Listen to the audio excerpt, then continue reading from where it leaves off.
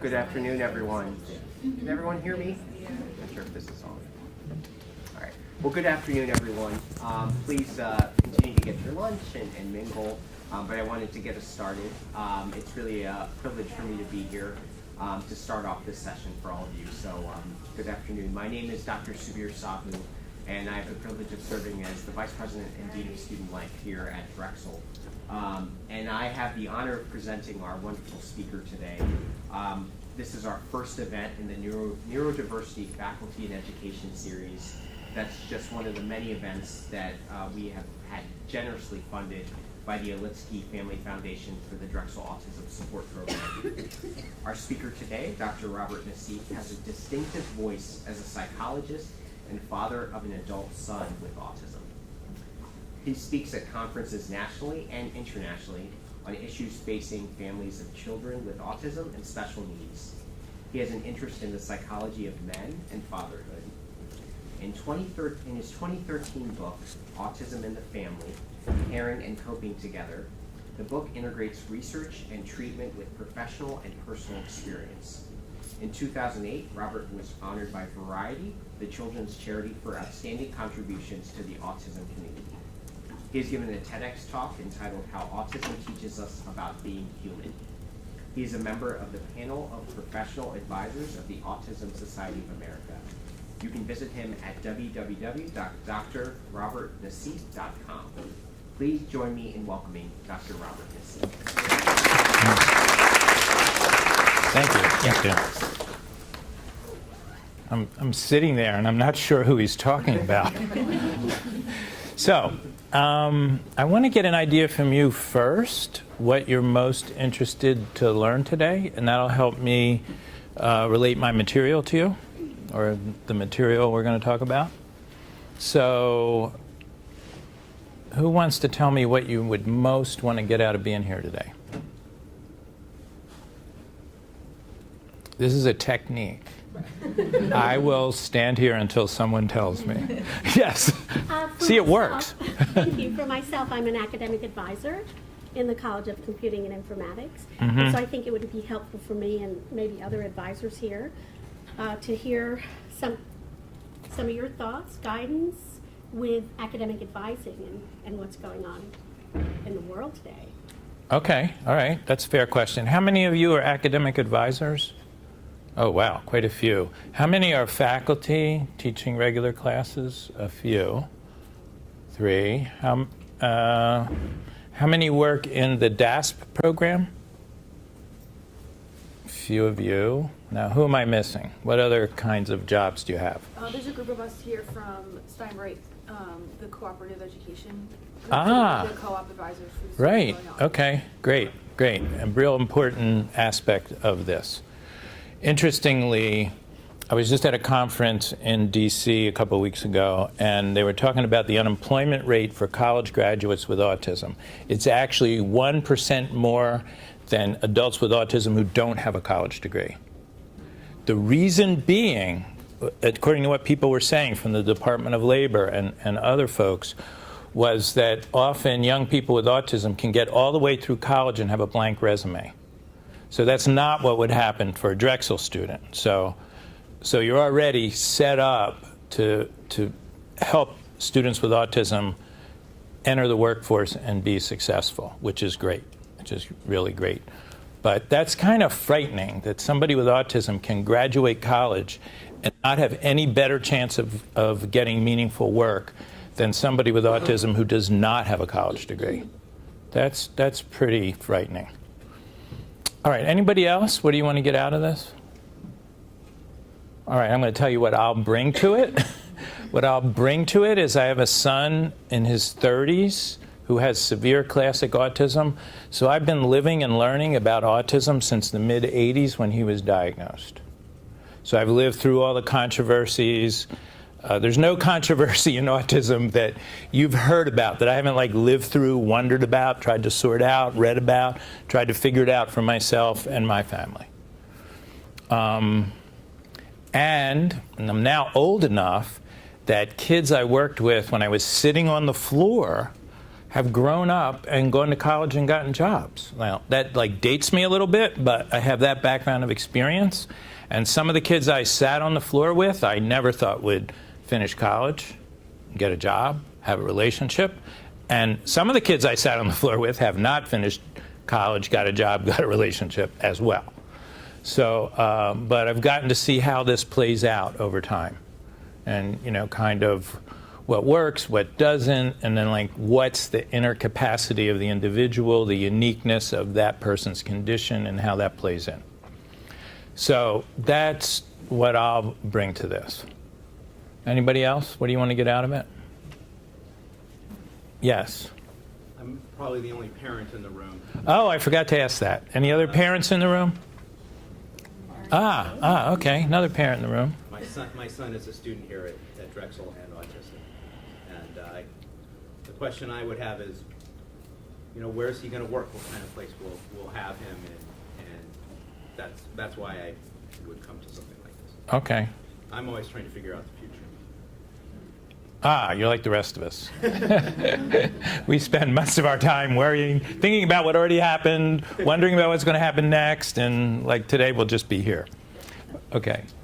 Several of us are here from student life, so I'm wondering about how students with autism relate to other students, peers in residence halls, if they join student organizations, some of the out of the classroom experiences. Okay.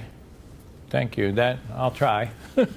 Yeah. From the co-op perspective, thinking about students, we are trying to build so much support for them here on campus, but then they leave campus for 6 months.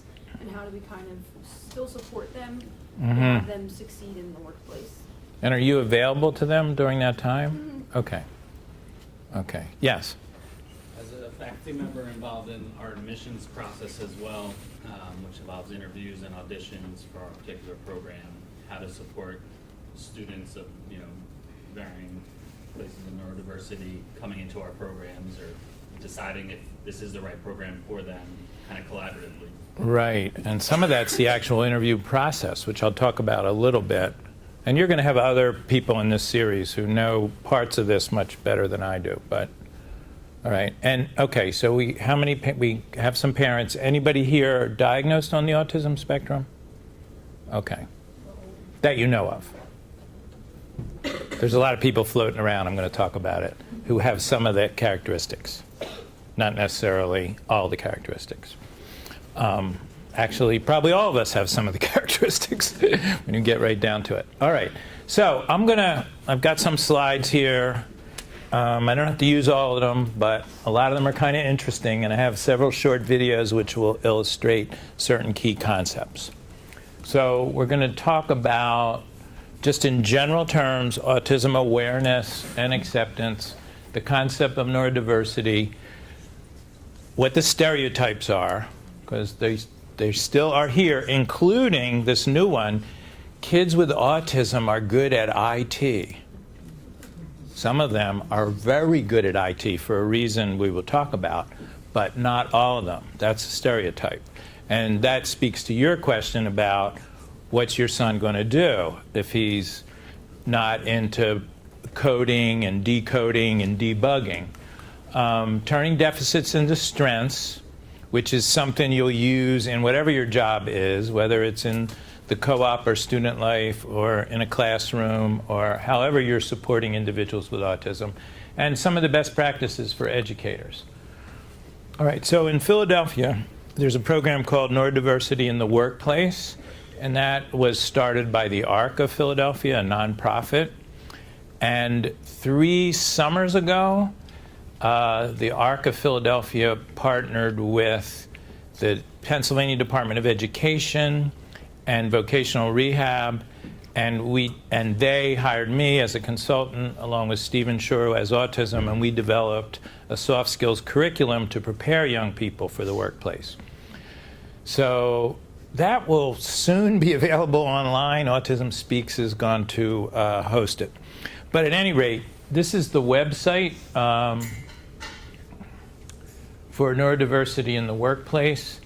And programs like this are starting up all over the place. This was one of the first, and it's the Philadelphia version. Okay, so there's Stephen Shore and I teaching this class of 25 young people, most of whom had college degrees and all of whom were unemployed or underemployed at the beginning of the program.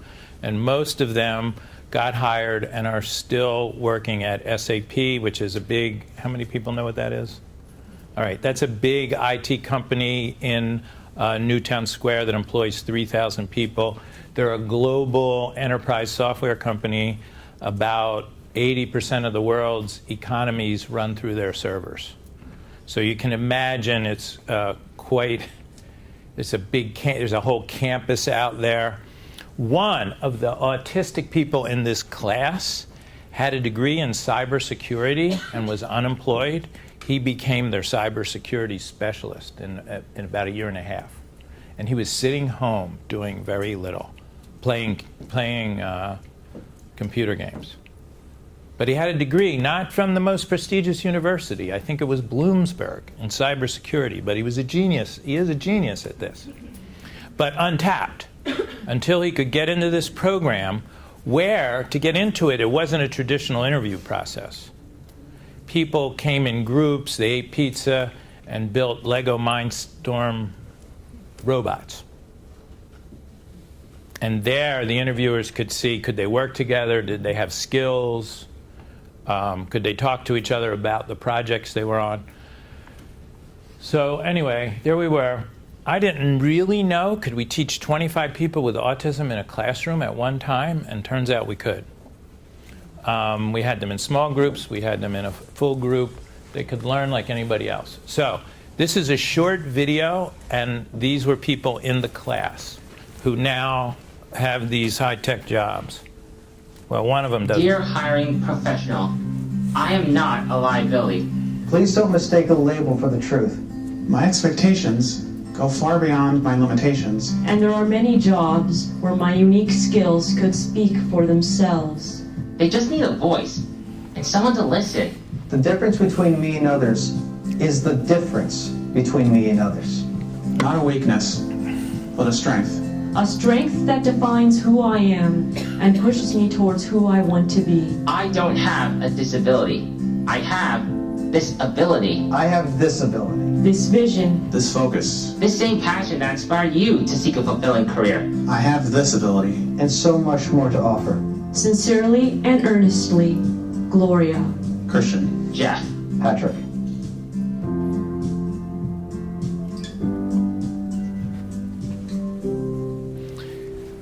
So that video is on that website if you want to use it. So there's 4 people there. So Gloria actually works in the call center, getting problems, writing them down, sending them to the person who's going to solve them. Christian and Jeff are programmers. And I'm trying to remember the 4th person. The redhead, who will not be happy with me. His name is Matthew. Patrick, right. Patrick, who went to Hilltop. Patrick went to Hilltop, is runs a group. He's a project manager. And who would have thought a person with autism without an IT background could be a project manager, but he had good communication skills. He has a master's in communication. So anyway, they didn't all wind up doing the jobs the corporation thought they were going to do. So there's actually many jobs that people with autism potentially could perform based on their individual characteristics. Dear hiring... Whoops. Okay, so this was part of the classroom. We had them in small groups. Actually, he's the cybersecurity guy, Michael. You know him, right? So this is one of my favorite quotes. What is evidence? It's not everything that can be counted counts, and not everything that counts can be counted. So what's important, I think, between educators and young people with autism is not exactly measurable by little points on a graph, or we can't reduce it to a formula, but rather it's the relationship built and your understanding of the individuals you're working with. So that's why I always use this slide when I talk about autism, because we can't reduce it all to empirical facts. All right, so autism prevalence. When my son was diagnosed, it was 5 in 10,000 in the 80s, 5 in 10,000. The latest study from the Centers for Disease Control, 1 in 59. That's almost 2% of the population. And more importantly, for our discussion today, these kids grow up and become teenagers and adults with autism, many of whom, are trying to get a job and have a meaningful life and are capable of that.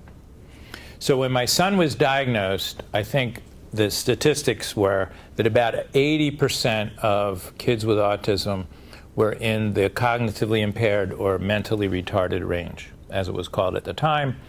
Our statistics today say it's about half and half. About 1/3 of individuals with autism have limited verbal skills, which doesn't necessarily mean that their intelligence is less than average, but it may mean that. But a really large percentage could be gainfully employed doing something if the opportunity is there. So a program we won't see today is called the Rising Sun Car Wash in Florida, and you could go on YouTube and look up Rising Sun Car Wash. And that's a program made by a father and a sibling for guys with autism who run this big car wash, doing all these repetitive jobs, and they're happy doing it. And a very neat project that's being franchised and done around the country now in different places. So anyway, some of the characteristics, and this was stereotypes. People with autism are all like Rain Man. Well, that was a problem with the movie. However, the movie is significant in that autism awareness globally exploded after the movie. People with autism are all mentally disabled. Again, not true. Many are, probably 1/3. Scientists understand the cause of autism. Nope, not even close. Many genes in combination. There are treatments that can cure autism. Some people think that. Actually, everybody wants that when their kid's diagnosed. And you also want some of the symptoms to go away quickly as possible, if they could. And that's a kind of eccentricity. Well, for some individuals it is, but it's not mainly eccentricity. That autism comes from bad parenting. Well, that's been pretty thoroughly debunked, but it doesn't mean parents don't feel blamed at times and people don't wonder why parents didn't do a better job of this. What we do know is that parenting makes a big difference in the outcome for individuals. We do know that.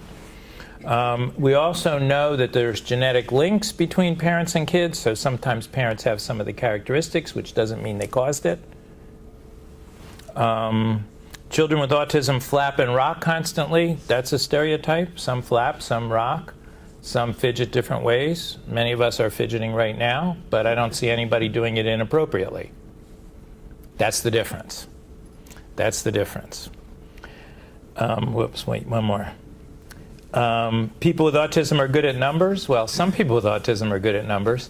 And just because they're good at numbers doesn't mean they're good at math. A lot of kids with autism are very good at arithmetic. They're not good at math as soon as it gets to algebra. And people with autism are bad with verbal communication. Not necessarily true. Some are very good at verbal communication. Some talk too much, but are very good at verbal communication. So this is, it's complex, and, so is this useful to you, what I'm talking about? All right. Because I never know, but I don't give a lecture where I just talk about the criteria in the DSM, because anybody can read that. But what I'm more talking to you about is the diversity and the uniqueness of each individual you'll come across. So one size doesn't fit all, because there's no single cause or genotype. There's easily well over 200 genes involved and different combinations of genes. There's no single presentation, like what the individual looks like, or the phenotype. So in biology, genotype and phenotype, so no single way to look at this, understand this. There's, in most individuals, some problems with speech and language, sometimes semantics, sometimes pragmatics, not necessarily articulation. Difficulty relating and communicating to other people, which doesn't mean all people. People of the same age are the most difficult to communicate with. Can you imagine why that might be? There's these little kids with autism that do great talking to grown-ups, teachers, parents, and everybody else, and don't have any friends. So why would it be that they can relate to some and not others? Or that some would accept them and others wouldn't? Well, their peers, I'll tell you the answer, their peers expect them to be like them. Whereas grown-ups don't expect this little kid that's interested in the planets who's 4 years old. They don't expect that kid to be like every other kid. That's pretty interesting, this little kid who is, or she is talking about dinosaurs or asteroids or, whatever. And this can be very charming to adults. That's what Hans Asperger called the little professor. But it's that dealing with people of your same age who expect you to be like them, where the expectations are different. That's where the core of the problem is. And that's what a lot of people sometimes miss. And then they overestimate or expect too much from the kid because of that. Repetitive behaviors, and they're all different, and some of them are subtle. So there's no single treatment. There's rather a combination of treatments. There's an uncertain course, so we don't know in the beginning where somebody might wind up. Stephen Shore, who has autism, his parents were told to put him in an institution. He's in an institution today. He's a professor of special education. But his parents were advised to institutionalize him because he was nonverbal at 4. So who knew where he was going to wind up? The author of several books, traveled to many countries, helping people understand. Who knew? So on the other hand, there's kids very verbal who don't seem to get too far. There's an uncertain course, like what does the future hold? We don't know. And it can co-occur with other medical and psychiatric conditions, such as seizures, such as depression, anxiety. And 70% of adults with autism suffer from a clinical level of depression at some time or another. 60% suffer from some level of anxiety that's beyond the anxiety that just travels with autism. And there's obvious no known cure. So we treat the symptoms, and what's for sure is wherever somebody is when they're diagnosed, there's almost universally progress along the spectrum of possibility. So how do we understand this spectrum? In the spectrum of light, you see there's no clear dividing line between red and orange, between orange and yellow, between yellow and green.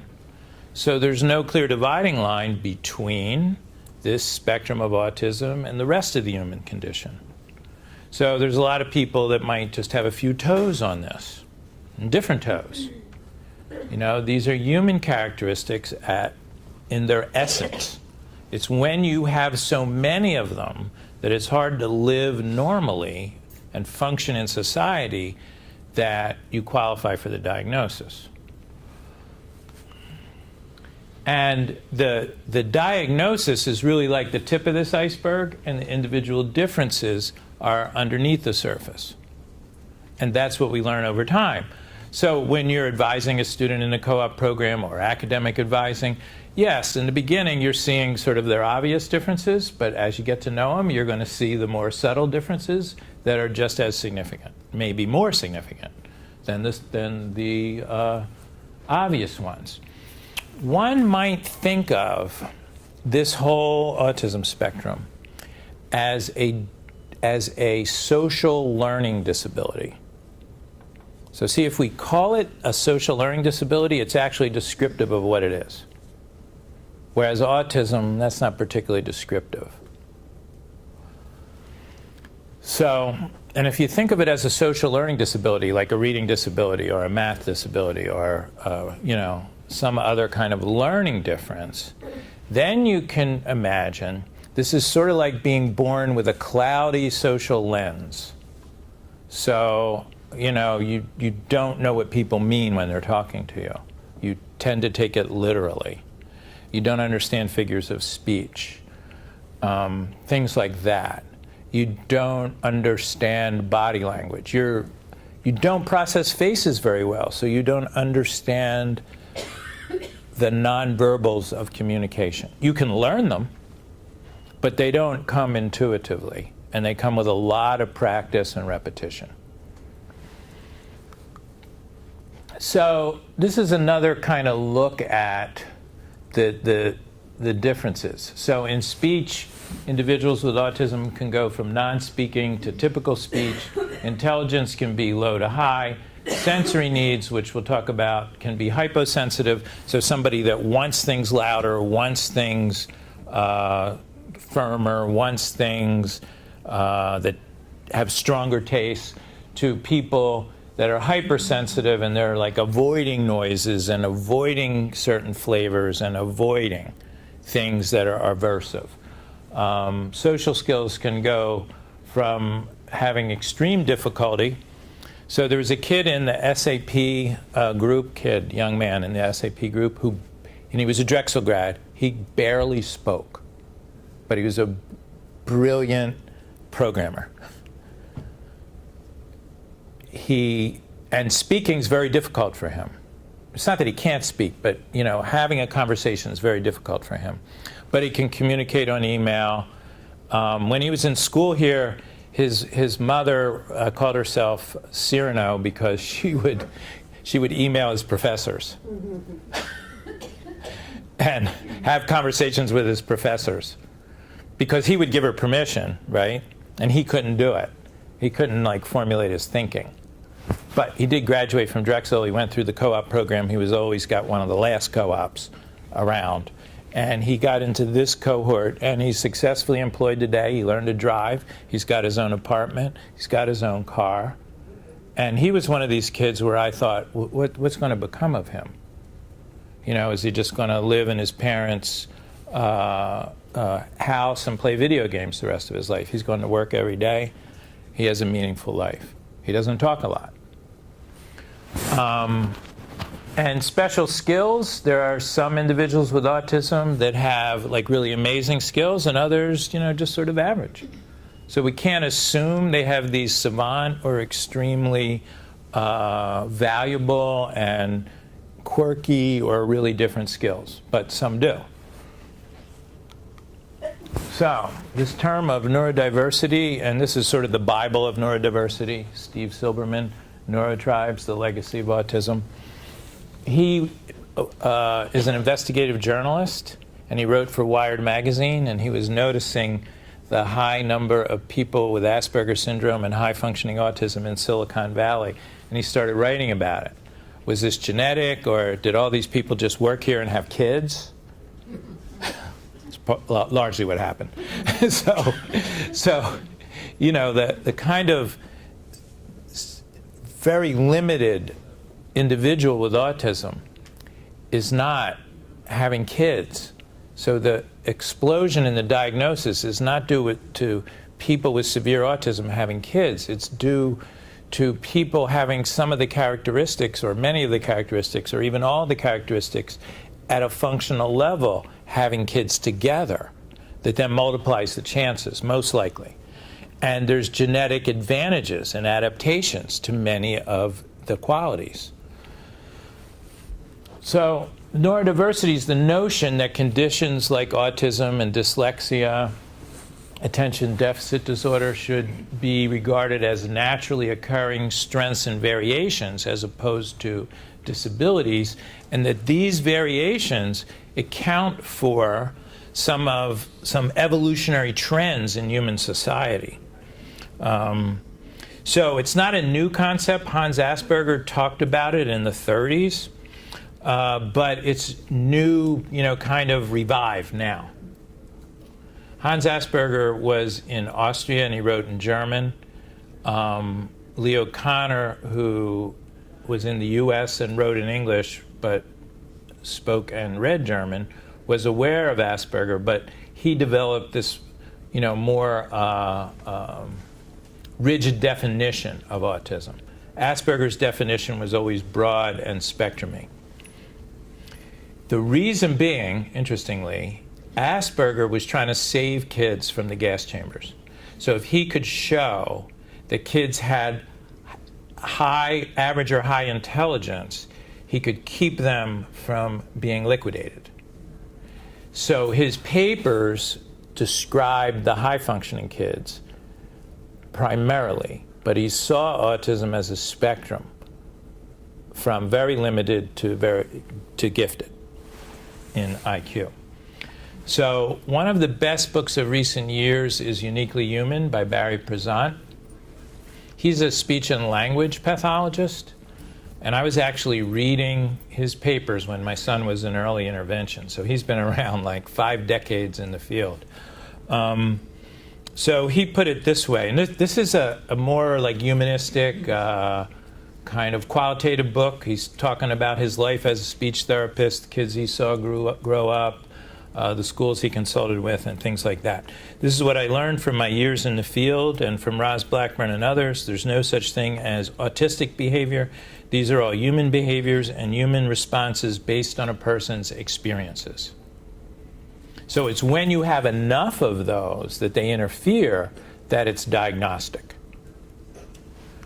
So I'm going to show you a short video clip, from a talk I gave. This is just about 1 minute of a longer talk that talks about this issue.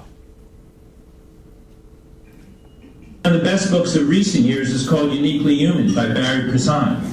And Prezant tells us there's really no such thing as autistic behavior, only human behavior. So I have some more questions for you. We'll just do raise of hands this time. How many here, if you're like at an Eagles game or a Phillies game, clap your hands, jump up and down, get really excited for a touchdown, a home run, a soccer goal? How many people? All right, good. You're normal, I think. How many people here ever repeat yourself? Ever? Whoa, I'm not alone. Good. Here's a good one. Anybody ever socially awkward? This looks decidedly a little more male than female, those hands. I'm not sure I'm right about that, but it looked that way. Okay. There is some truth to that. How many here have certain fabrics that bother you, or the labels on clothes? How many people don't like that stuff? All right. And how about firm hugs and handshakes? How many like them or don't like them? One end to the other of that. Firm hugs and handshakes. How about certain smells being noxious? Certain smells just really skeeve you. Okay, all right. How about certain tastes? Certain tastes, you just can't handle it. Not your thing. Textures of certain foods skeeve you. All right, wow. So, are we all autistic? Right, see, Hans Asperger nailed this. He said, once you understand autism, you see little bits of it everywhere. Little bits of it are everywhere. There was about 300 people in that room, so it's a little easier to do that there than here. And I can't get kind of up for that every time, but I think you'd have some similar responses, right? Is that different than Asperger? Or is that just What? a typo? That was a typo off of the internet in this meme. It's not really mine, but I couldn't find this another way. But thanks for pointing that out. That's the mind for detail. Sorry. It's usually my daughter who does these things, you know. She finds all my typos and says, Dad, you were an English teacher before. And I'm like, well, yeah, but. Anyway. I'm sorry. That's quite all right. It's quite all right. You're not the first one who found it. But I guess I should, if I could really, nerd into this, I'd, learn how to do Photoshop and then get that picture and then do my own caption. but I don't have enough nerding time to do that, doing other things. But maybe I will do that. That might be fun as a hobby. All right, so some of his quotes that are, not everything that steps out of line and thus abnormal must be inferior. Right? So he was a pretty advanced thinker on this, and you think this was in the 30s, but his work was buried and wasn't translated until the 90s, till the late 80s in the UK, comes into the US in the early 90s in the DSM. So all these years, the kids with the so-called high-functioning autism weren't being diagnosed as having autism or the more mild variation of this developmental difference. They were being diagnosed with learning disabilities, emotionally disturbed, neurologically impaired. They were getting various other diagnoses and not the diagnosis of autism. Then in the 90s, actually in the 80s, it's translated by a British doctor who has a kid with autism, comes across the paper and says, like, voila. And then it comes into the US, and now we're still, kind of realizing everybody that fits in this category. Oh, that's great. I would love one of these pictures. All right. Now, here's a really important concept that he said in the 30s. Social adaptation, or social skills, has to proceed via the intellect. People with autism learn social skills by observing others and thinking about it. They don't just hang out and see how it goes. They do a lot of observing. So the women on the autism spectrum, girls and women, tend to be better observers. This is true about life in general, right? I hate to admit it, it's true. And learn social skills through observation. Leanne Holliday Wiley, who has autism, she's a professor of linguistics, I believe, and she has some kids with autism and was diagnosed later. She said she really studied this and spent much of her life just pretending to be normal. And she's got a really good book called Pretending to be Normal. So the girls on the spectrum tend to have better social skills because they observe more and imitate more. And we actually teach the boys to do that. We can teach them to do that through watching videos, watching other people, watching themselves. But the learning comes through the intellect. So I'll talk to people with autism and say, your logic is your superpower. Your logic is your strength. That's how you're going to learn this. And it's not so much through telling them how to do it. It's through letting them know that they can learn through observation and logic, through watching other people. When we used videos to teach social skills in the class I was talking to you about. And then this is the quote, once one has learned to pay attention to the characteristic manifestations of autism, one realizes they're not at all rare. All right, so there's a lot of famous people with autism now, a growing number. Temple Grandin, Stephen Shore, Valerie Paradis, Alex Plank, and so on. All right, in Philadelphia right now, in Old City, and actually this is several years old, City Council has renamed North 3rd Street Nerd Street because there's a lot of high-tech startups in the area. So, interestingly, Big Bang Theory, now in its 12th and final season, has been the #1 show on television for years. Nerds, geeks, and of course Sheldon, who is the stereotypical Asperger syndrome. So I'm going to, this video shows the sensory differences of someone with autism, that someone with autism might have, the auditory sensitivities. And I'm going to show you another one that's a classroom simulation. Starts out silently, and then it's a simulation by somebody with autism.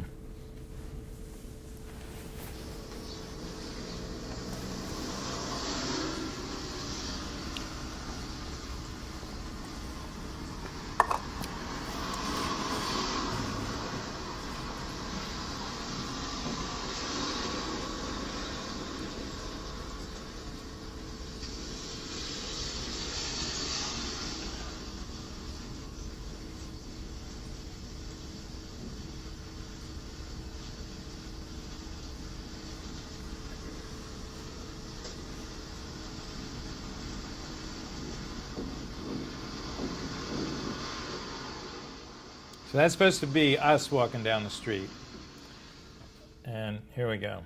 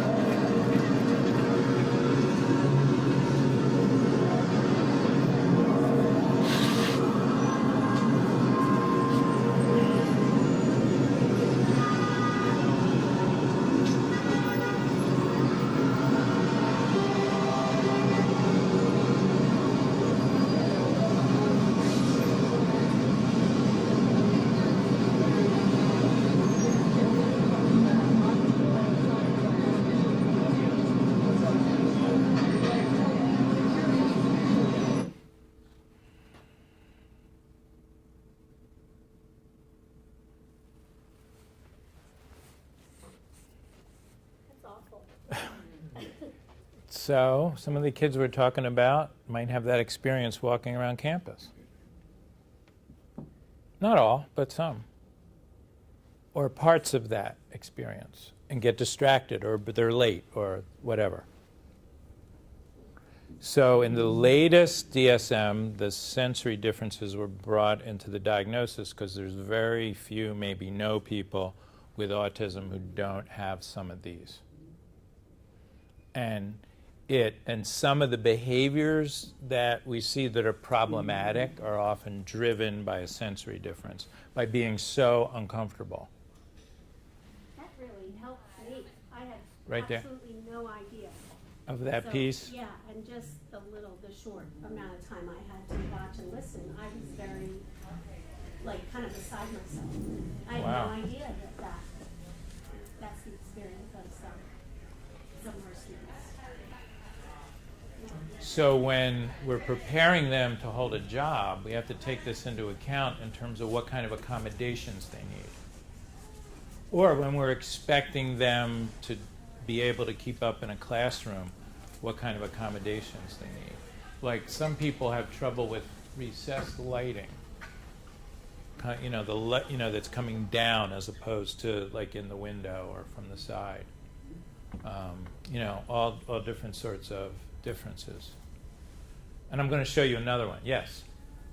I was just going to say, I think a lot of times people wonder why some of these accommodations, like my son has an accommodation here so that he can take tests by himself. Again, you see something like that, you can understand that if he's in a room with a bunch of other people who are visually taking tests, it makes it that much harder for him to figure out what the hell he's supposed to do. My son had a lot of trouble with that. serious sensory issues when he was younger, which I think he handles for the most part now, but I know that he can be startled very easily by stuff. We're going to see another short video that's a lecture hall that has some of the things that might distract a kid, somebody like your son. Anybody else, your experience of that? But thanks for sharing that. Like, I was watching it, and I've seen it many times, and I'm like, I want this to be over. Yes. Like, hurry up. And should I make it be over so they don't have to listen too long, you know? Maybe because it's so loud over here too. I don't know if it's the speakers or, but it seems very, very loud, but maybe that's just the way it's supposed to be. I don't know. Oh, you mean the sound from that? The sound. Yeah. It's Is it supposed to loud? be, because it starts out. Yeah, no, it's supposed to be. So in some buildings, the sound of the air conditioning or the heating fans are aversive. Or fluorescent lights make noise. Most of us don't notice. But once you realize that they do make noise, then you hear them all the time. And that can be distracting. So in the autism clinic, when they built that out from scratch, they used all LED lighting, knowing that fluorescent lights are aversive for a lot of kids.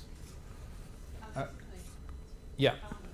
Will most young adults and students that we're working with have a level of self-awareness to say, I need help and accommodation for X, Y, Z? Amy, you want to take that one? Not necessarily. That's what you're trying to help them learn to do, right? Is to advocate for themselves, say what they need. And some, like I even had a guy in my practice, he got like fired because he did the right thing. He disclosed he had Asperger syndrome, but he didn't say what it meant was he needed the same schedule every day. And they kept changing his schedule. And he couldn't keep track of it, and he wound up getting fired for poor attendance, which really would not have been him. But he didn't explain what he needed was a consistent schedule or advance notice of schedule changes. So he had a schedule where it just changed seemingly randomly, and he wound up losing his job. So this is part of the learning that has to go on, like what does the individual need, how do they ask for it? And they don't necessarily have to say, I have autism, I need this, but they have to say what they need. All right, here's another one. How many people have seen the movie The Imitation Game? Okay, so you realize Adam Turing probably had autism. Alan Turing probably had autism. So this is a clip from the movie. If you haven't seen the movie, it's pretty good, not just about autism, but kind of about world history. And probably the Nazis may have won World War II if Alan Turing wasn't around. That's pretty scary. Might not be historically accurate, but I'm not sure. But another short video clip. Again, you can get all this stuff on YouTube. I learned it when I was teaching graduate school. We're going to get some lunch. Alan? Yes? I said we're going to get some lunch. Alan? Yes? Can you hear me? Yes. I said we're off to get some lunch. This is starting to get a little bit repetitive. What is? I had asked if you wanted to come to lunch with us. No, you didn't. You said you were going to get some lunch. Have I offended you in some way? Why would you think that? Would you like to come to lunch with us? What time's lunchtime? Christ. Alan, it's a bleeding sandwich. What is? Lunch. I don't like sandwiches. Never mind. So what's the, I noticed there was handouts here, so I forgot. So all the slides are here, my email, my social media, all that. All right, what do you get out of that one? You have to be very clear about what you're saying or asking. Mm-hmm. Mm-hmm. Yeah, do you want a sandwich? No, I don't want a sandwich. That was like code. That was like code for you want lunch. Like, right, so these kind of things, very common. Not understanding figures of speech or what people mean, the semantics. What do people mean by what they say? Anybody else? Yeah. Just in general, so I work in a residence hall, and a lot of these figure of speech is also we have international students who might not necessarily pick up on those things as well. So for me, I try to be more literal than I normally am, and it helps everyone in general because I think sometimes we get in the realm of kind of talking how we're used to talking and not like spelling it out for students, especially first year students in general. So it just highlights that other students can be helped by this too, taking kind of that out of it. Sure, great point. One of the things we're saying within autism education now is what's good for people with autism is good for everybody else. And you learn a lot working with people from different cultures in terms of, like the stuff you're saying, being very clear. People with autism often form friendships and even romantic relationships with people from other cultures because they have to be clear to each other. So it often works that way. And if you're a person with autism and you're interested romantically in somebody from another culture, let's just say you're an American, they'll just regard you as a weird American. Get it? As opposed to, so Stephen Shore has been married 25 years to a Chinese woman who was born in China, I think, and they were both music students. I think she just thought he was an American. I mean, of course, she understands now, and and he is an American, but he also has autism. So a lot of people with autism do wind up in friendships and romantic relationships with other people who are different culturally, ethnically, like whatever, because it requires this more direct communication. Less reading between the lines, more being very specific and kind of having a flow chart of whatever the directions are. All right, so the other thing we do in this neurodiversity training is a big emphasis on making the differences into strengths. So I'm going to show you a series of slides about this. So you could regard this as the half-empty glass or the half-full glass. But aren't they both half a glass? So we'll see a series here. So difficulty socializing, half a glass. What would the advantage of difficulty socializing be? What do you think? They don't need to socialize. Don't waste time socializing. There you go. Very little time socializing at work. Right? Not much time standing around the water cooler talking about the Eagles game or whatever. All right? Trouble getting the big picture. So you see this all the time in classroom, wherever you're advising students with autism. They'll get focused on like one little thing and almost can't leave it for the next thing. Do you notice that? And trouble with the big picture or the gist of things. So trouble getting the big picture, what might the advantage be? Detail-oriented. What? Detail-oriented. Detail-oriented, right. Intense focus on the details, right? So, what's his name? Thorkel Sohn, who started Special Asterna, was a high-tech executive.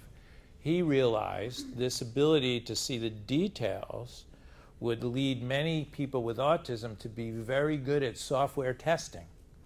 And so then he was able to sell this concept to all the big IT companies, Microsoft, HP, SAP, all of them, because that detail-oriented mind, very good at finding the bugs in software. Or writing code, where one mistake throws it all off. So that's one of the advantages. Okay, struggles with teamwork. That's a disadvantage in a lot of work settings. What's the advantage of not being able to do teamwork? Work well independently. Absolutely. That's a pretty good skill. If you're got a job that needs that, but if you got a job that needs teamwork, or a profession that needs teamwork, not a good place to be. So problems with reading comprehension. This is really common. It starts with little kids who they have tremendous sight vocabulary. They can read anything, seemingly, but just the words. They miss the meaning. So what's an advantage of problems with reading comprehension? Or big picture? Proofing skills? Strong decoding skills. They can read any word. they might have trouble sort of understanding the meaning of something, but boy, they can find certain mistakes in there. And they can read the whole thing, which could be useful. Somebody in a call center who's reading the screen and not sort of bothered by what it's saying, just reading it. Difficulties planning and decision making. What's an advantage? Difficulty planning? Anybody? Follow directions. Or perform strongly on visual tasks, which could be the directions. You're just going to go right down the list. You're not going to think about it, like, oh, I can do it a better way. And some kids or students on the spectrum, they actually know another way to do it, and they often refuse to show their work on a test because they have another way to do it and they can't explain it and they can't even write it down. And they do poorly because they can't show their teachers or professors how they got the answer. I don't know. I don't know what to do about that. All right, 10 things. Now, do people have to leave at 1:30 exactly, or can you go a little longer? Or how many have to leave at 1:30? Oh, a lot of you. All right, we have 20 minutes.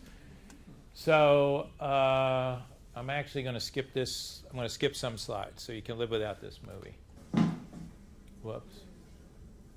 What was I doing? But you can go to BuzzFeed, and the title of it was 10 Things Only People with Attention Problems Understand, or on YouTube. It's funny, it's good. All right. So there's a big overlap between autism spectrum disorder and attention deficit disorder. So we're going to look at the same stuff. When does attention deficit disorder have advantages, and when does it have disadvantages? Now, obviously, it complicates learning, but people with attention deficit can excel in many occupations. Like, we really want police officers who are looking around all the time to find problems, to find people doing the wrong thing. We want soldiers that can do that, firefighters. There's a lot of professions and jobs where you pay attention in small bursts, and that's really good for somebody with ADHD. They can do really good in small bursts. So even like think about going to your physician who's seeing people like 10 minutes at a time. Like, so you could have a really good medical doctor who has ADHD. You're seeing people, as long as they could get through medical school, they're really good in short bursts. They don't see people in long bursts. Like, I couldn't be a psychologist in short bursts. I'm like talking to people for 50 to 60 minutes. I have to pay attention. Or at least seem like I'm paying attention.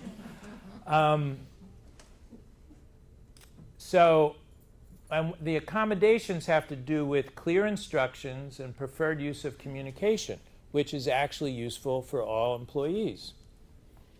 But what jobs, if you're thinking about co-op and majors, what jobs are you preparing people for? If they also have this complicated condition of attention deficit.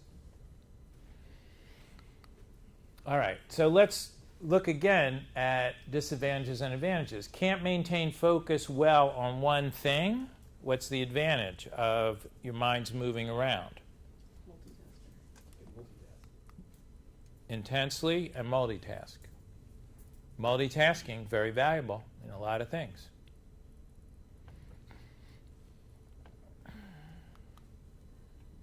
Would rather not spend time on the details. What's the advantage? Big picture, right? Can't see the forest for the trees. People with autism often, and so you have these overlapping things. People with autism often are looking at the trees and missing the forest. People with ADHD are often seeing the forest but missing the particular tree they might need to find. So there are other differences. May take on too many tasks simultaneously. That's a disadvantage of ADHD. They're not finishing things, they're just starting a bunch of things. And the advantage, very energetic. So usually, there's jobs where that's really a good thing. Blurts things out. People with ADHD don't finish listening to one thing, they're blurting it out. What's the advantage? What situation is blurting things out kind of good? Brainstorming. Right? If you're working in a group and you're brainstorming, you want that person. Little interest in non-preferred tasks. What's the advantage? Passionate about the things you are interested in.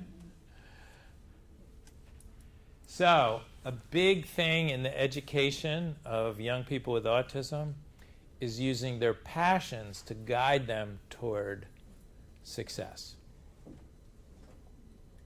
Using their passions to guide them to success. Some of them may be in the wrong major, and maybe you could help them sort that out. I mean, there was a young guy in my practice, he majored in creative writing, and I don't know why people kept letting him do that. He did like to write stories, but they were like the stories, I don't know, they were like comic books. And there's no way he could get a job in journalism or anything else because everything he wrote was like a children's story. But he got all the way through to a bachelor's degree. And he's working in a factory, he's okay with it. But he probably could have learned something else. He liked reading and writing, so he majored in creative writing. But I was an English teacher. I taught remedial English and reading at the college level, but I taught writing at the high school level. I couldn't have imagined encouraging him to get a creative writing degree, just the quality of the writing. But that was something he was passionate about. He was passionate about it, so it probably should have been a hobby, not what he got a degree in. But his parents were blue-collar workers, and they didn't understand this. This is the first person in the family going to college. And there might have been another passion or something he could develop, I don't know. But he wound up at this sort of dead end, but he could focus, he wanted to work, he got a job in a factory. Not the best outcome, not the worst. Is writing like that a common autism trait? Because my son went through a horrendous writing period where he wrote like a 750-page Google Doc that was a Batman story. Uh-huh. And I challenge anybody to get through more than 2 pages of it. It was just this thick character description endlessness that, and he would just, go through it. Yeah. So. I don't know. Yeah, I don't think it's that common, but it happens. Yeah.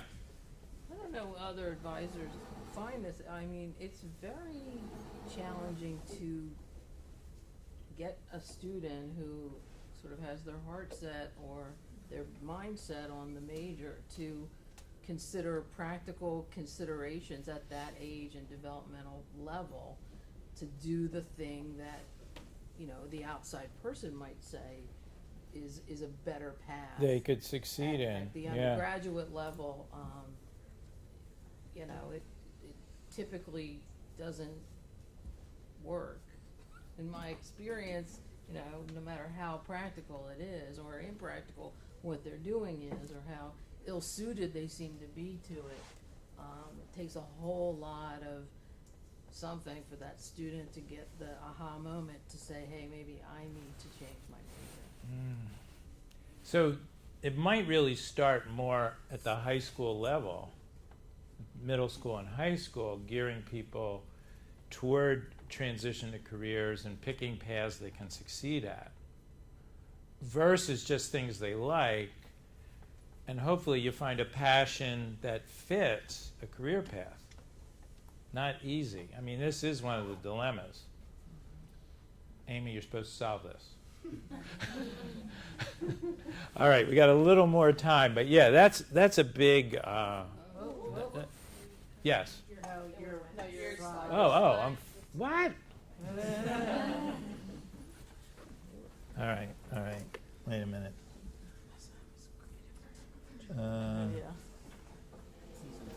Here.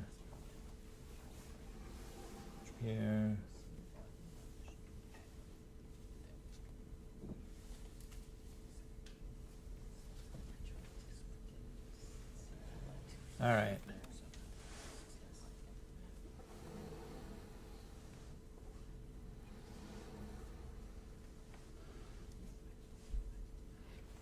All right, this is like one of the places I wanted to be near the end. All right. Can't solve all your problems today. But what are some of the barriers? And this is what we were getting to. The desire to be self-sufficient. Kids with autism get to college and they don't want all this help anymore that they've been getting. They just want to be a college student. So this issue of identity, to be a student with autism, to know your strengths and your challenges, what you need to succeed, this is, I think, the core of what DASP tries to do and help people advocate for themselves with professors and advisors and so on. But it's probably, the really key part of helping a person with autism succeed in college is embracing the identity, knowing their advantages, knowing their challenges, and what they need to make it day to day. And, they've had a lot of negative social interactions. And they're almost universally expecting things often to go wrong. So we have to give a lot of reinforcement of what's going right, whatever your role is in this. A lot of reinforcement of like what's going right, what's the student getting right. Because they have a lifetime, whether people are telling them they made a mistake or whether they're just finding out, hey, I didn't get it. I went in the wrong door to that, or I did this the wrong way, or people didn't understand what I wanted. The lack of ability to describe their needs and advocate for themselves is often missing. And so to the extent in your role that you could help somebody, if they're telling you something that they need, but they're, not saying it directly, perhaps you can rephrase it and say, I think you need to work alone more. Or I think you need a quiet place. Or I think you do better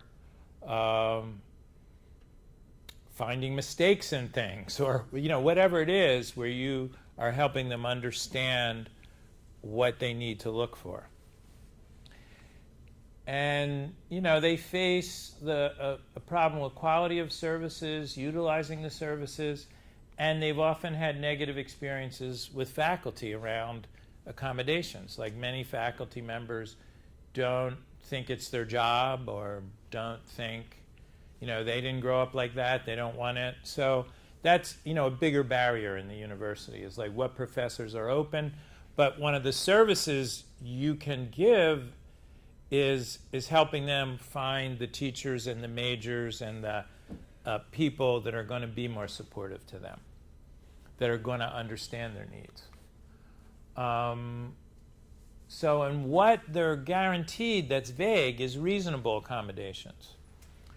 And which means modifications or adjustments to the tasks, environment, or the way things are usually done. That includes interviewing, the way things are usually done that enable individuals with disability to have an equal opportunity to participate in an academic program or a job. That's how the law is stated. So we have a little over 5 minutes. So I think I'm going to do like maybe one more slide. This is the movie Adam. Well, I'm not going to do that. Okay, this was our group who wound up working at SAP. The common higher education accommodations are for exams, extended time, distraction, reduced environment, computer access. In the classroom, copies of notes, note takers, audio recordings, or e-books. and advisement accommodations or course substitutions, reduced course loads, priority registration so they can get the sections that fit their best time of day to function, that fit what they need, that, you know, so those kind of accommodations are what students with autism generally need. I want to show you this classroom one. You'll get a few laughs, and then we'll wrap up quickly after that. This is sensory differences in the classroom.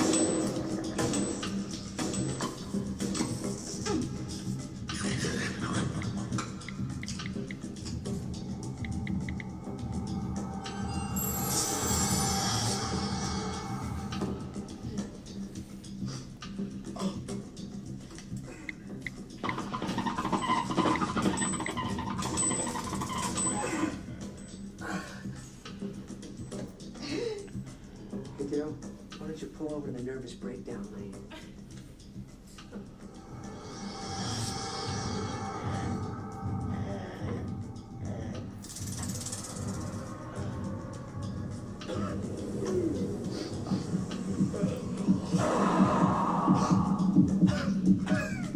Hey, easy, Jefferson. Bring it down a notch.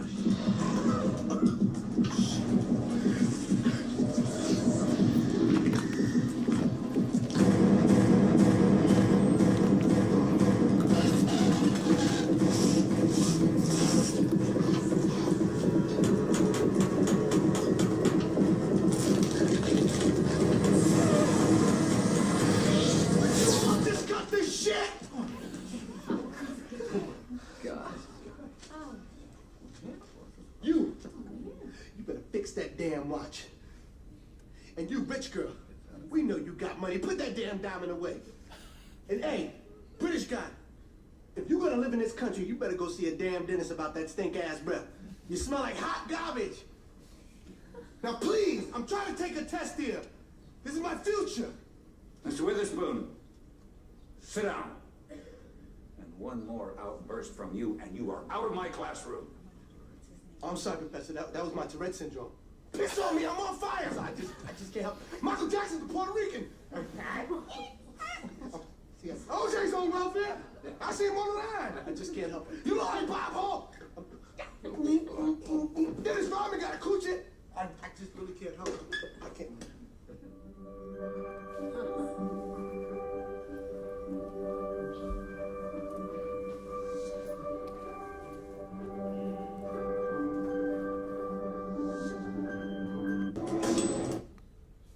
So on YouTube, that is actually called senseless. If you want to ever show it to somebody, just put senseless in YouTube. All right. We have time for a few questions and whatever your takeaway might be. Anybody want to share your takeaway or have a question you want me to take a stab at? Yes. I guess I'm struggling with, you seem to be implying that there may be certain types of jobs that individuals with autism are most well suited for, and that may or may not align with their passion or interests, and how to reconcile those two things. Yes. Ideally, if the process started early in their education, they would have goals that aligned with their passions. So, and many students with autism do have goals that align with their passions, but some don't have that alignment. And you can just gently suggest things, but you know, you're not, I don't know how much influence you'll have. It depends on the individual. Because some individuals can recognize, hey, I'm having trouble, and then be open to another possibility. So one way I talk to people who seem stuck on one way of thinking is I just take a few steps back and I'm like, okay, is there even the slightest chance of looking at this another way? Is there even the slightest chance something else might be a good fit? but I'd go really soft with it. Because you might have sort of years of thinking, you know, this is my nirvana, and you might be seeing as an advisor, this isn't working, but you're not in a position to just like line everything up another way. I guess it goes along the idea that what's good for an autistic individual is good for any individual. Yet we allow neurotypical individuals to walk down a path which may also have a dead end, writing, for example, music. You know, we let people major in music that are never going to have a music career, and then have faith that they're going to go back and figure out something else to do later. And perhaps everyone will be best served by some, I don't know, realistic planning, for lack of a better way of phrasing it. Yeah, I know. It's an existential quandary that you're talking about. I think it's important. And it's important for everybody. I mean, yeah, most people who are music majors don't, you know, become members of an orchestra or a rock band that makes good money or whatever. But they might enjoy music, and it might be a gateway to something else. So they might have to do it the way they have to do it. So yes, I'm applying some things, but I'm not saying there is a way to do this. There's a lot of subtleties to this. A lot. Anybody else? Yes. So, do you have any like resources or guidance on for students who have a very hard time socially and having those conversations, just having a back and forth conversation of what they can do to sort of help themselves, and you know, either with our help or with someone else's help? I feel like, you know, I have this one student in particular who said to me, like, I don't know how to join in a conversation. Like, I don't know when to put myself into a conversation. He has a really hard time, and I'm in the College of Engineering. All we do is team stuff. You know, and he's really having a hard. So, are there any resources, either online or that you would recommend for students who are in that situation? And actually, there's a series of videotapes online from UCLA Peers Program. If you email me, I'll send you the link. Okay. My email's on the thing. Okay. And one of those videos, and not that it'll look at this and learn it necessarily, but there are videos about joining a conversation, leaving a conversation, taking turns in a conversation, and so on. Like the UCLA Peers Program has the best sort of evidence-based approach to that. And I think we're going to see a lot more of that, video modeling of how to develop these skills. Could I respond to that? Go ahead. I think that one of the things you could try, this is something that they did with my son when he was younger, was if it was possible, I don't know if it's possible in a college setting, get other kids from the program who might be willing to come and do a social skills group at lunch or something. That way he's doing social skills with people who he's actually might be interacting with. And it's also around the same kind of topics. The best way to teach that kind of stuff is social skills. Maybe you don't call it that, maybe you call it something else, but in the natural environment is the best way to learn it. Yeah. Yeah. From the standpoint of everyone could benefit, I have a thing about teamwork, in that typically what we do to teach teamwork is we put people in a team, but we don't teach them how to do teamwork. And I've worked with one of the programs over in Westfall on the game design program, there's a value rubrics. I don't know if you're familiar, AACU has these rubrics, but it talks about, you know, what a team really should be is the role everyone plays in making sure everyone contributes. So it's not just that person having to learn how to get in, but everybody needs to learn how to function as a team so that you're getting the best of everyone. And that's everyone's responsibility. And like, if we teach all of our students really how to be an effective team member, because people don't know how. Right. They just throw them into teams and go, you're a team. Right. Go learn teamwork. And somebody dominates it, and the other people sit there but wondering there how they really can is, get you their know, voice back.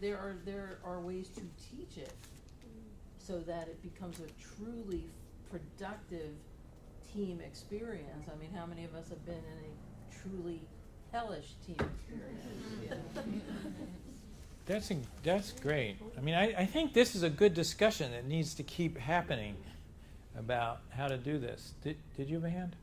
No? You were stretching. No, I was saying I've been in a hellish team. Oh, okay, you've been in a hellish team. Okay. All right, so I think a lot of these discussions need to happen. I know you're going to have other speakers in and other times to talk about this.